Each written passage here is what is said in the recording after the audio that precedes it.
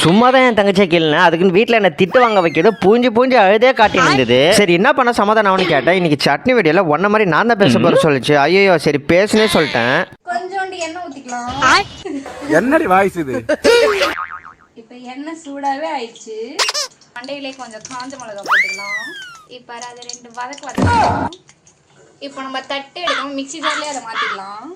இப்போ வெங்காயமே போட்டுக்கலாம். இப்போ தக்காளியே வெட்டிக்கலாம். குப்பையெல்லாம் குப்பையிலே போட்டுக்கலாம். நான் ஒரு 2 மினிட்ஸ் காற்று வாங்கிட்டு வரேன், நீ வெங்காயத்தை வதக்கிட்டு எனக்கு கூப்பிட சொல்லிச்சு. ஸோ தக்காளி போட்டு நம்ம வதக்கிக்கலாம். இந்த மாதிரி வதக்கி ஒரு தடவை சட்னி ஆச்சு பாருங்கள், செமையாகவே இருக்கும். பாருங்கள் எத்தனை மிளகா போட்டு வச்சுருக்காங்க. நம்ம தெரியாமல் ஒரு மிளகா வைத்து பதிக்கே வச்சிடலாம். அவ்வளோதான், வதக்கே முடிச்சாச்சு. இதை நம்ம ஒரு தட்டிலே மாற்றிக்கலாம். இது ஃபேன்லேயே காய வச்சு பொண்ணை பக்கத்துனா பொறுக்கிய பத்து விட்டுருக்காங்க.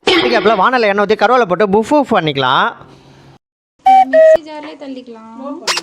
இதில் தண்ணியை ஊற்றிக்கலாம். இந்த வீடியோ உங்களுக்கு பிடிச்சதா கமலா கடைக்கு லைக் பண்ணிட்டு ஃபாலோ பண்ணிக்க. அவங்கள தான் சட்னியாக ரெடி ஆச்சு. நம்ம வதக்கி வச்சிருந்த சட்னியை போட்டு குழப்பி சாப்பிட்டே பார்க்கலாம். செம்மையாகவே இருந்துச்சு. பாய்.